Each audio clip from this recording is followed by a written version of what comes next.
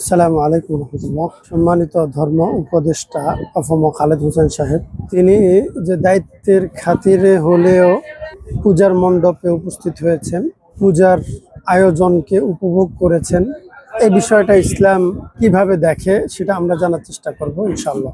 আমাদের প্রত্যেকের পরিচিত সূরা সূরাতুল কাফিরুন। আউযু বিল্লাহি মিনাশ শাইতানির রাজিম। কুল ইয়া আইয়ুহাল কাফিরুন লা আ'বুদু মা তা'বুদুন ইলা আখিরিল আয়া। এই সূরাটা আমরা প্রত্যেকে জানি। এই সূরা নাজিলের একটা প্রেক্ষাপট আছে, কারণ আছে।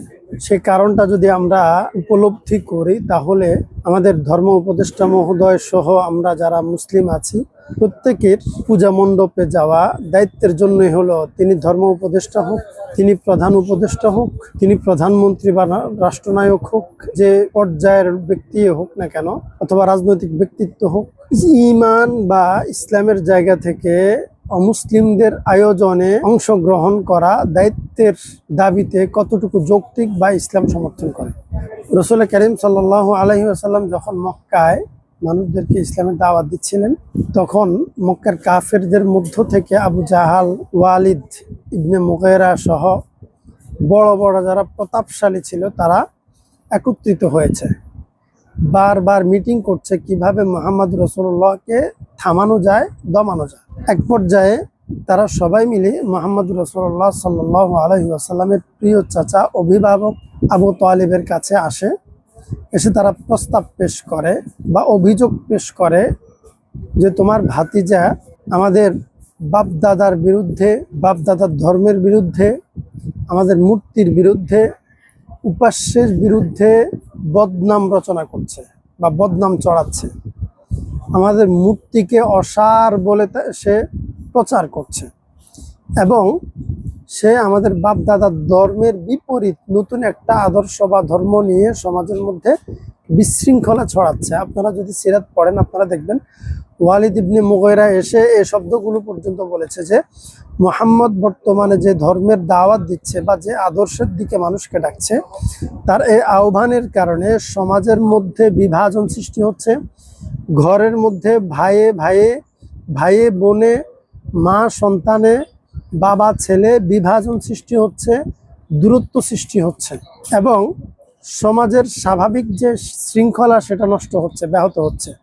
এই অভিযোগটা ওয়ালিদ ইবনে মুগীরা মুহাম্মদ রাসূলুল্লাহ সাল্লাল্লাহু আলাইহি ওয়াসাল্লামের বিরুদ্ধে এনেছেন। এনে তার চাচা বা অভিভাবক আবু তালেবের কাছে প্রস্তাব করেছে, আপনার ভাতিজাকে আপনি বলুন যেন সে চুপ থাকে, মুহাম্মদ যেন তাদের মূর্তির অসারতা মানুষের সামনে উপস্থাপন না করে, তার বাপদাদার ধর্ম, তাদের পালিত ধর্মের বিরুদ্ধে যেন কিছু না বলে এবং তার বিপরীত যে ধর্ম মুহাম্মদ রাসূলুল্লাহ পালন করছেন সেটা যেন মুহাম্মদ রাসূলুল্লাহ নিজের ধর্ম, নিজের কর্ম নিয়ে নিজে থাকেন, একা, সমাজে যেন এটা তিনি না ছড়িয়ে দেন, এই প্রস্তাবটা দিয়েছে। এবং তাদের প্রস্তাব ছিল এর ভিত্তিতে যে তোমার যদি টাকার প্রয়োজন হয় তোমাকে আমরা টাকা দিব, তোমার যদি নেতৃত্বের প্রয়োজন হয়, নেতা হতে চাও তাহলে তোমাকে আমরা মক্কার নেতা বানিয়ে দেব, তোমার যদি সুন্দরী মেয়ে বিয়ে করার ইচ্ছে থাকে তাহলে আমরা মক্কার সবচেয়ে সুন্দরী মেয়েটাকে তোমার বউ হিসেবে আমরা নিয়ে আসব। তবুও তুমি নেতৃত্ব নাও, তুমি অর্থ নাও, তুমি সুন্দরী মেয়ে নাও, তবুও তুমি আমাদের ধর্মের অসারতা মানুষের কাছে বলবে না। এটা ছিল তাদের প্রস্তাবনা। তখন আবু তালেব তার ভাতিজা মহানবী হযরত মুহাম্মদ সাল্লাল্লাহু আলাইহি ওয়াসাল্লামকে বললেন, দেখো ভাতিজা, তোমাকে যে আমি সাপোর্ট দিব বা রক্ষা করব সে শক্তি এখন আমার নেই, তুমি ওদের প্রস্তাব মেনে নাও, তুমি তোমার কর্ম থেকে বিরত থাকো। তখন আমাদের প্রিয় নবী বলেছিলেন, চাচা আপনি আমাকে আশ্রয় দিয়েছেন, সাহায্য করেছেন, আপনি আমার অভিভাবক, সবকিছু সত্য, কিন্তু যে সত্যের জন্য আমি আদিষ্ট হয়েছি, দায়িত্বপ্রাপ্ত হয়েছি, আমি জীবনের বিনিময়ে হলেও এই সত্যের দাওয়াত থেকে পিছু হটব না। আমি একনিষ্ঠভাবে সত্যের দাওয়াত দিতে থাকব এবং সত্যের দাওয়াত যে শুধু এক আল্লাহর প্রতি, তাওহীদের প্রতি দাওয়াত দেওয়া সেটা নয়, সত্যের দাওয়াতের মধ্যে এটাও আছে যে ফামান ইয়াকফুর বিত-তাগুত ওয়া ইউমিন বিল্লাহ, তাগুতকে অস্বীকার করা, তাগুতের অসারতা মানুষের সামনে ফুটিয়ে তোলা, মিথ্যা ধর্মকে মানুষের সামনে উপস্থাপন করা, মানুষকে বুঝিয়ে দেয়া যে তারা মিথ্যা ধর্ম, অসার ধর্ম এবং ব্যর্থ একটা ধর্ম ধর্মের নামে অধর্ম চর্চা করছে, এই বিষয়টা মানুষকে জানিয়ে দেওয়া সত্য নবীর দায়িত্ব। সেই জায়গা থেকে তিনি এটা করবেন, পিছু উঠবেন না। এবং তিনি বলেছেন, চাচা আমার ডান হাতে যদি সূর্য এনে দেয়া হয়, বাম হাতে যদি চাঁদ এনে দেয়া হয়, তাহলেও আমি এই দায়িত্ব থেকে পিছু হটব না। আবু জাহাল, ওয়ালিদ ইবনে মুগীরা এরা প্রস্তাব করেছে, যদি এটা হয়, তুমি যদি না বিরত হও, তাহলে আমরা তোমার বিরুদ্ধে এমনভাবে যুদ্ধ করব যে যুদ্ধ করতে করতে হয় আমরা নিঃশেষ হয়ে যাব, নতুবা তোমাকে নিঃশেষ করে দেব, কিন্তু আমরা থামবো না, তোমার বিরুদ্ধে যুদ্ধ ঘোষণা করলাম। এরপরে আবু তালেব যখন দেখলেন যে ভাতিজা দৃঢ়, তখন তাদেরকে জানালেন তারা দ্বিতীয় আরেকটা প্রস্তাব নিয়ে আসছে। তাদের দ্বিতীয় প্রস্তাব যেটা ছিল সেটাও আমাদের জন্য ইম্পর্টেন্ট। সেটা ছিল, দেখো মুহাম্মদ, 1 বছর আমরা তোমার ধর্ম পালন করব, আবার 1 বছর তুমি আমাদের ধর্ম পালন করবে।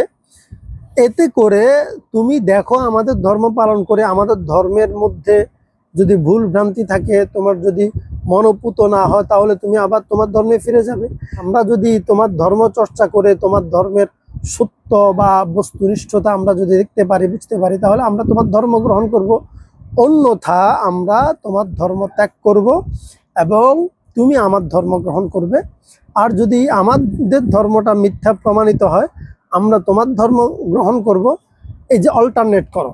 অথবা আরেকটা প্রস্তাব ছিল, সেটা ছিল যে তুমি আমার ধর্মের বিষয়গুলো অবজার্ভ করো, কাছে এসে দেখো, পর্যবেক্ষণ করো, এবং তুমি আমাদের ধর্মের অসারতা মানুষকে বলবে না, এবং আমরাও তোমার ধর্ম পর্যবেক্ষণ করব, কাছে এসে দেখব, তুমিও আমাদের ধর্মটা কাছে এসে দেখো।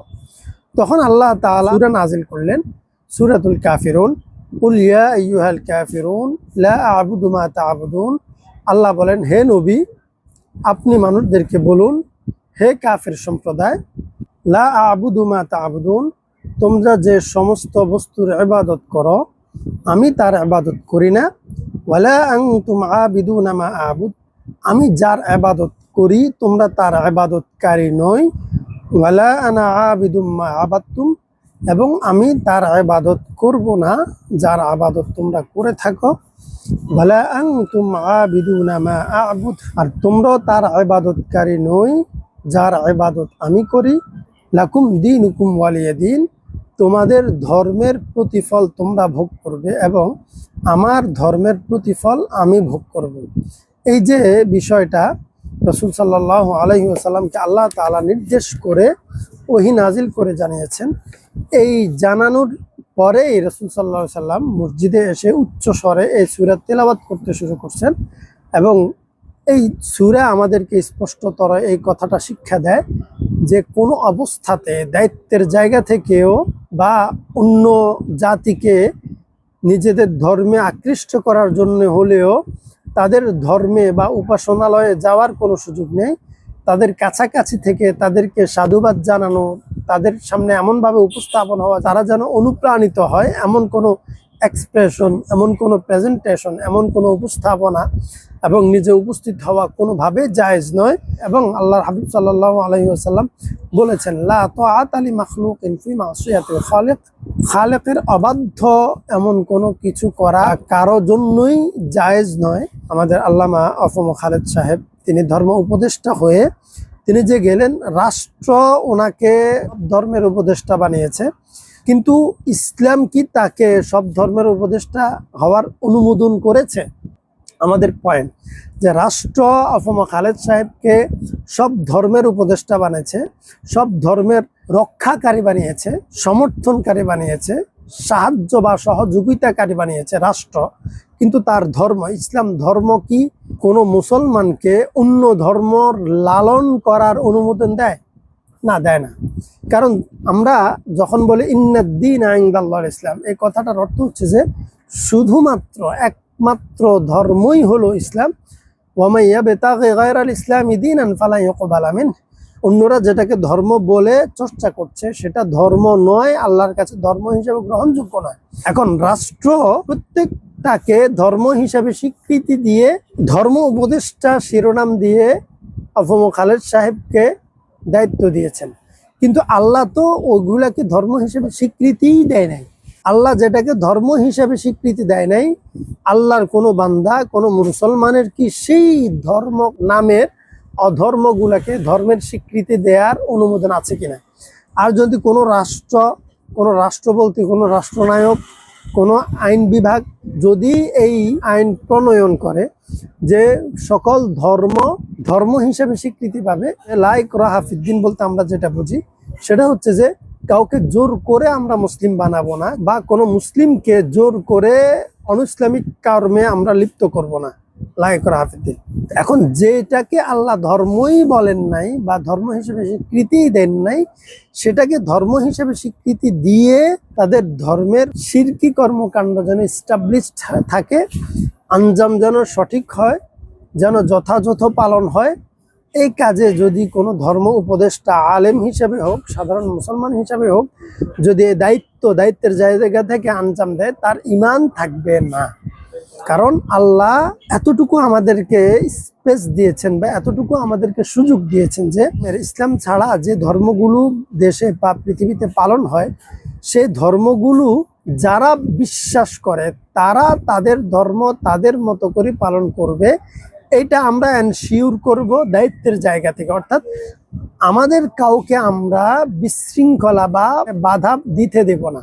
এটা নয় যে তাদেরকে আমরা ধর্মের স্বীকৃতি দিয়ে তাদেরকে আমরা কাজের সুযোগ করে দেব, এটা নয়। আমরা তাদের এই কর্মের নিশ্চিত জাহান্নাম প্রতিদান এটা আমরা স্বীকৃতি দিয়ে, এটা আমরা স্বীকার করে তাদেরকে কাজের সুযোগ দেবে। এবং আমাদের কেউ যদি দায়িত্বের কারণে হোক, যে কোনো সুযোগে যদি মূর্তি পূজারীদের কাছে চলে যায়, তাহলে তাদের কাজ হবে এটা বলা নয় যে আপনারা সুন্দরভাবে সবাই মিলেমিশে মূর্তি পালন করুন, মূর্তির পূজা করুন, এটা বলা নয়। আমাদের দায়িত্ব আমরা এটা বলবো যে আপনারা যে মূর্তি পূজা করছেন সেটা অসার সেটা একটা মিথ্যা মূর্তি, যেটা সূরা কাফিরুনের শানে নুজুল মধ্যে আমরা দেখেছি রাসূল কারীম সাল্লাল্লাহু আলাইহি ওয়াসাল্লাম মূর্তির অসারতা, মূর্তির মিথ্যা বা মূর্তির অধার্মিক যে কালচার সেটার বিরুদ্ধে বলেছেন।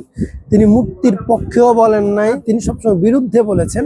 এই জন্য তার কাছে আসছে। এখন আপনি ধর্ম উপদেষ্টা হয়ে, একজন আলেম হয়ে যদি আপনি মূর্তির সামনে গিয়ে একত্ববাদের তাওহীদের দাওয়াত না দিতে পারেন, আপনার যাওয়ার কোনো অনুমতি নেই।